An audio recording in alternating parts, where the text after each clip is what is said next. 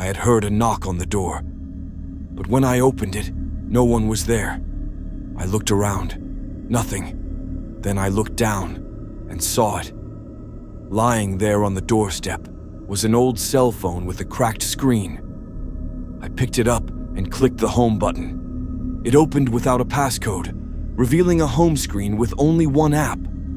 "Rebecca," I called out to my 18-year-old daughter as I stepped back inside and closed the door behind me. "You know anything about the cell phone I just found on the doorstep?" "On the doorstep," she called back from the living room, likely scrolling away on her own phone. "Yeah, with a big crack in it." "Nope. I guess I'll just throw it out then." "Wait, I want to see." She cried out, her curiosity piqued as she made her way over to the kitchen. I held it up for her to see. "You looks old, like from when you and Mom were growing up." "When your mom and I were growing up, there were no cell phones, Becca." "Sounds boring."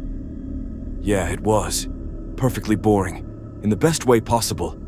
Now look at what's become of the world."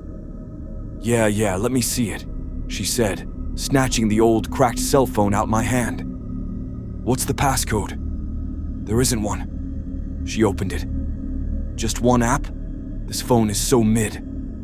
"Mid?" I asked, unfamiliar with her Gen Z slang.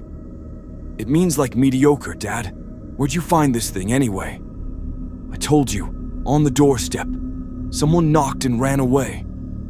"So it's some sort of prank?" "If it is, it's a pretty mid-prank," I replied, giving her the same smug look I always did when I landed a dad joke. Your jokes are not funny, Dad. Anyways, I'm gonna see what's in the app," Rebecca said as she scurried off back to the living room and proceeded to scroll away on the cracked old phone. "Cool, let me know what you find, Becca," I said casually, as I sat back down at the dinner table and continued reading my newspaper. An hour or so later, my wife Erica returned home from work, and we had dinner. "Rebecca, it's dinner time," Erica called out from the kitchen, but my daughter didn't reply. "Becca," I added. But again, Rebecca ignored us. My wife and I both looked at each other and rolled our eyes. "Your loss. Food'll be cold again," Erica said, referring to the countless other times our social media-obsessed teen had forgone dinner so long that the meal had become cold. "Kids," I muttered under my breath. "So how was work, honey?" A few hours later, my wife and I decided to go upstairs for the night, and seeing that Rebecca was still scrolling away on the couch, reminded her that her dinner was on the table. Once again, our daughter just ignored us as she continued to scroll away on her phone. Something that, after raising an 18-year-old daughter, I was very used to. But this time something was different. This time she was scrolling on a different phone. The old cracked phone I had found on the doorstep, to be precise. She's still using that old thing.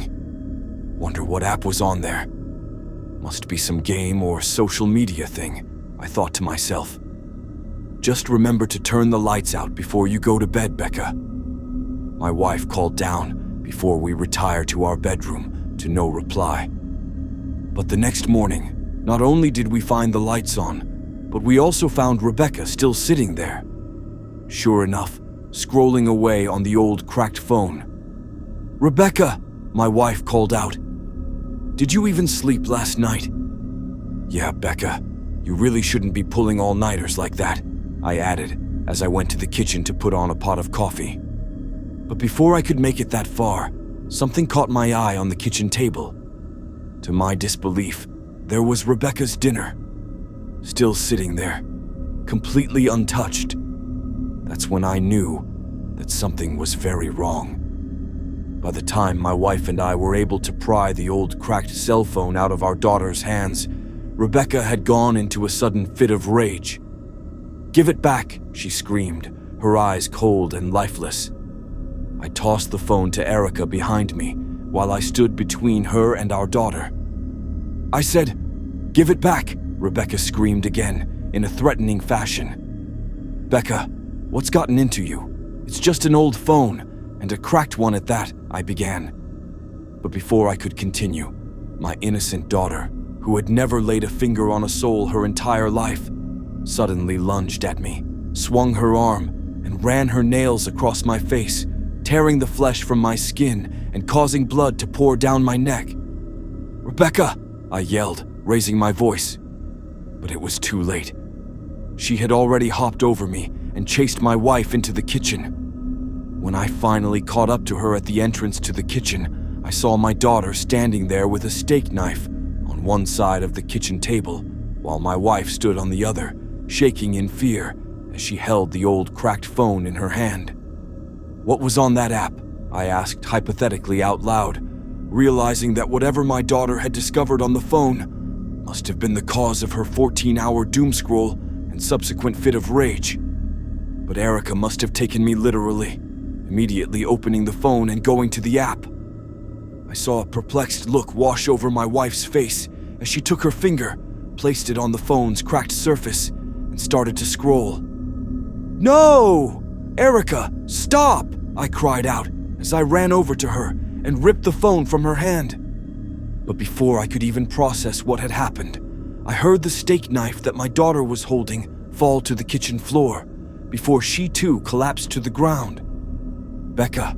I asked, confused by her sudden change of disposition, but at the same time relieved that her fit of rage had ceased. That's when I heard a growl behind me, as my daughter's rage had somehow shifted to my wife, and Erica picked up the knife from the floor. "Give it back!" my wife screamed, her eyes now cold and lifeless. I looked down at my daughter, who looked as if she had just awoken from a trance. That's when I realized that whatever curse had been bestowed upon the old, cracked phone's app seemed to only affect the last person who used it. I took my dazed daughter by the hand and led her out of the kitchen, out of the house, and to the driveway, as my wife followed, still wielding the knife. "Get in," I insisted, as I opened my car door, and Rebecca hopped inside before I used my key fob to lock her inside. "Give me the phone," my wife cried from behind me as she swung the knife at me. I stepped aside and watched its blade pierce the hood of my car.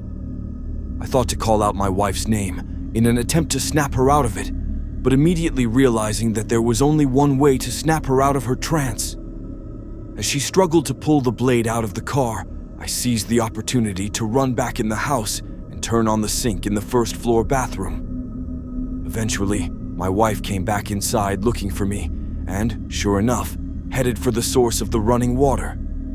And when she stepped inside, I hopped out from behind the kitchen island, slamming the door behind her, before dragging a nearby bookshelf against the door and reinforcing it with a few other heavy objects.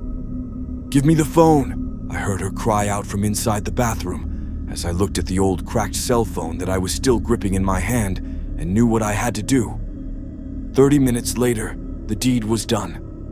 The old cracked cell phone, left on a random neighbor's doorstep in the next town over, where I hoped no one would recognize me. When I got back to the car, my daughter was just sitting there in the passenger seat, still traumatized and speechless from what she had just gone through.